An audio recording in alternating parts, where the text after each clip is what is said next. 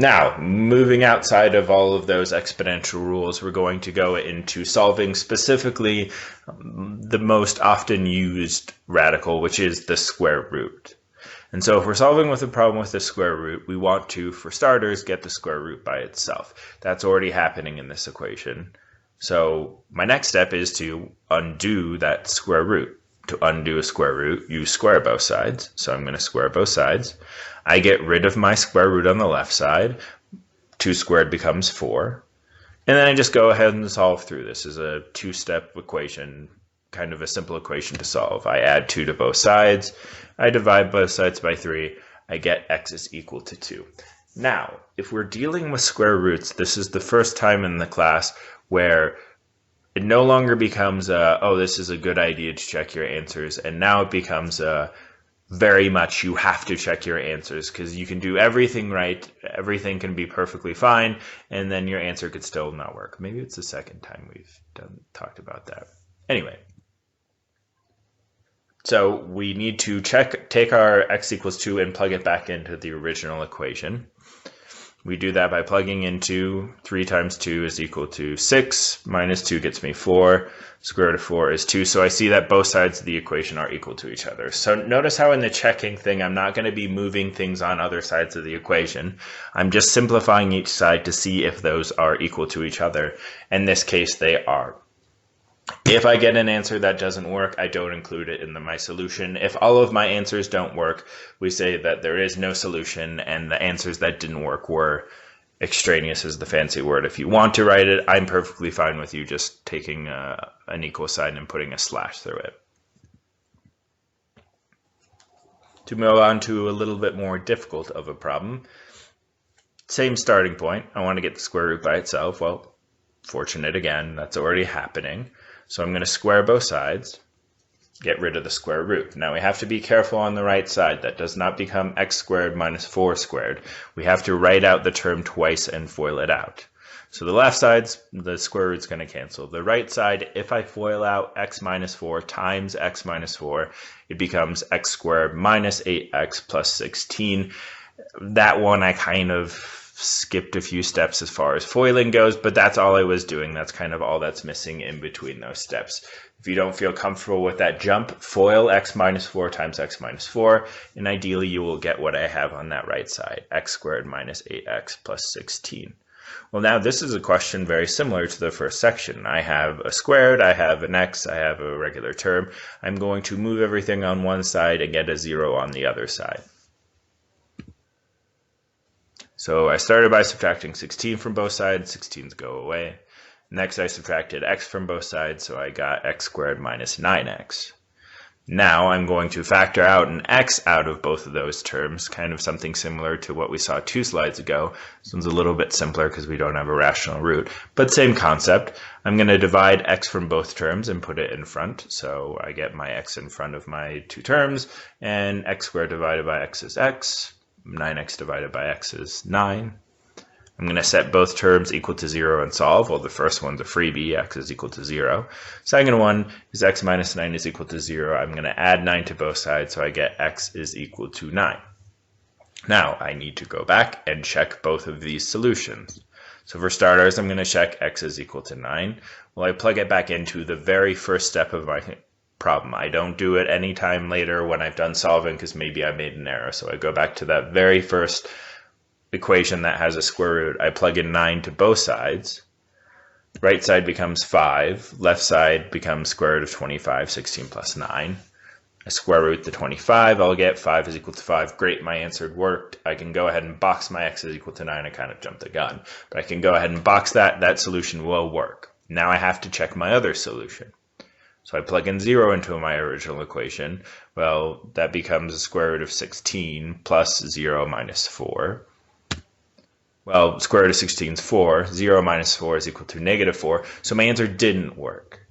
So I would cross out my equal sign and say x does not equal to 0. Or if you're feeling particularly fancy in the moment, you can write x equals 0 as an extraneous solution. Whatever you need to do to tell yourself or to tell me that that does not work. Even though we did all the steps right, there wasn't any errors along the way. It just simply that did not work when we were dealing with square roots.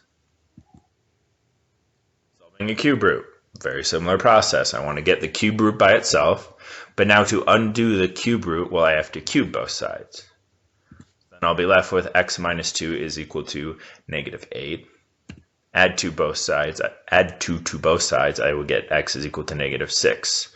And now I'm going to check my answer just like we've been doing with the square roots. I plug my negative 6 into the x of the original equation, so I get that negative 6 minus 2 cube root plus 1 hopefully is equal to negative 1. Negative 6 minus 2 gets me negative 8. Cube root of negative 8 is negative 2. Negative 2 plus 1 is negative 1. And my answer works, so I can go ahead and box my solution. Now, a little bit of a secret about cube roots. If you are doing your problem-solving process correctly, you don't really need to check it. You're never going to have a cube root problem where you go ahead and solve it, everything works, and then you get your answer, you check it, and it doesn't work. So that is very, very, very true of square roots. You always, always, always need to check your answer, where with cube roots, you don't really need to check an answer. Always, it's a good idea to check a math question, check your answers for a math question, not necessary for a cube root. So this next problem, I guess we have a lingering error. I'll probably see you in a while. This is, I've taught this class a few times. I have never seen anything like this on a test because it's a very difficult problem and it has a lot of steps to go through, so it would just take too much time on a test. Obviously, I can't predict the future, and I don't write your tests. My course captain writes them. So there is a very, very, very, very, very small shot it will show up. And if it does show up, I'll tell everyone and say, go back to that crazy challenge problem I did. And I think there is one problem on the homework. But all of that aside, I don't think you'll see this one again. And so I'm going to go through it. I'm going to go through it fairly quickly because it is going to take up the entirety of the slide all the way down for the single problem. But I'm not going to break down every single step as that I have done on every other example, and I will likely do that on the future. So if you like challenging questions and you like very difficult problems, this is the problem for you. Follow along. If you kind of want to just track on what we've been doing in this section and maybe you're already struggling with, maybe just even skip through this slide so that you don't get overwhelmed, because it is a very overwhelming problem. Okay, disclaimer out of the way. Let's get to it. Now I have 2 square roots, so I can't really just isolate the square root because there is not a single square root. So instead, just pick one. So I think I picked, I isolated my square root of 3x plus 7, so I moved my square root to the other side.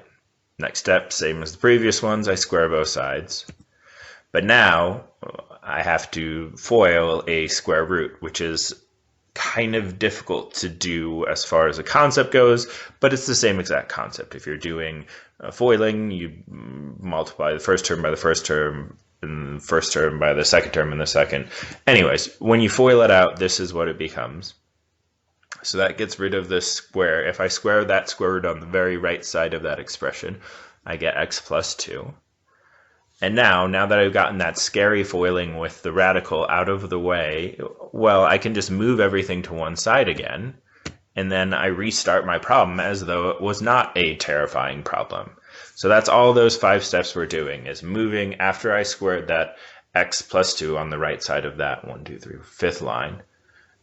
Every other step outside of that was just moving everything to the other side. So I added 3 and then I moved the x over, then I moved the 3 over, then I divide by negative 2, and so I'm left with this. Well, again, I'm going to square both sides. So if I FOIL out my left side, I'll have x squared plus 4x plus 4 is equal to x plus 2. I subtract the x plus 2 over, I factor, I get x is equal to negative 2 and x is equal to negative 1, and I'm not going to write the checking because I just don't have space on the slide. But x equals negative 2 does work, that solution is correct. X equals negative 1 is not a solution, it's an extraneous solution, so I put a slash through the equal sign, and I'm done with it. And that's it for this lecture. Now, absolute values. Absolute values kind of quite often when they're taught by not so great teachers, we're told that an absolute value is just always something positive, which is kind of true, but that's not really what the definition is. The definition of an absolute value equation is it's the distance of a number from 0. So yes, typically if we're dealing with just real numbers in 1 dimension or 2 dimensions, we get that it's just going to get positive because it's a positive distance. But if you go into later on mathematics, that absolute value symbol will mean something very different when you're, let's say, dealing with complex numbers or something like that. So really it is that distance from 0. So for the absolute value of 3, yes, it's positive 3 because it's 3 units from 0 on the right side. -2, absolute value gets you positive 2 because it's 2 units of distance away from 0 going to the left. So if I'm solving for the absolute value of p is equal to 3, this question isn't asking me to just take 3 and say it's positive. That'd be a pretty easy question. Instead, it's asking for what numbers are 3 units away from 0. Well, I could either have it go in the negative direction, or I could have it go in the positive direction. And those are my two answers. So if the absolute value of p is equal to 3, that means p could be -3, or p could be positive 3. To see it again, if we're solving in an absolute value equation, our first step is to get the absolute value by itself. So that's already happening, which is great. And now I'm going to break it into those two possibilities. My one possibility is the negative. My other possibility is the positive. So 4w minus 3 is equal to -5, and 4w minus 3 is equal to +5. All I've done is flip the right side of the equation sign. And then I just go about solving it as though it's a regular equation. So the left side, I would add 3 to both sides, divide by 4, and then reduce. I get w is equal to -1/2. Right equation, I add 3 to both sides, divide by 4, I get w is equal to 2. And if I want to check my answer, not super difficult, I plug it back into the original equation and both of my answers should work. See another example. This is what I'm talking about when I'm saying it's not always going to be the case that you'll have the absolute value by itself immediately. So in this case, I don't have the 2x by itself. So my first step, before I flip anything, is to subtract the 3 over. Now that's very important. If your absolute value is not by itself, your first step is to isolate it. And now, once it is by itself, I can split it into my two possibilities. I get 2x is equal to -6, and 2x is equal to +6. Now I divide both sides by 2 on the left side, I get x is equal to -3. I divide both sides by 2 on the right side, I get x is equal to 3. One more equation, and then I'm probably going to move into inequalities if I remember correctly. Same step. First step, subtract 3 from both sides. Now, I'm not going to kind of fall into the trap of following the process mindlessly and saying, okay, anytime I have the absolute value by itself, I just go ahead and flip sides and I don't really have to think about what I'm doing. If you see a negative on one side of the equation after you have the absolute value by itself, I want you to pause and think about what absolute value means. It doesn't mean always positive. It means the distance from 0. So if you get an equation that has an absolute value is equal to a negative value, well, you can't have a negative distance. So you don't go through the problem-solving process any further. You stop immediately here and say, well, I can't have a negative distance. No solution.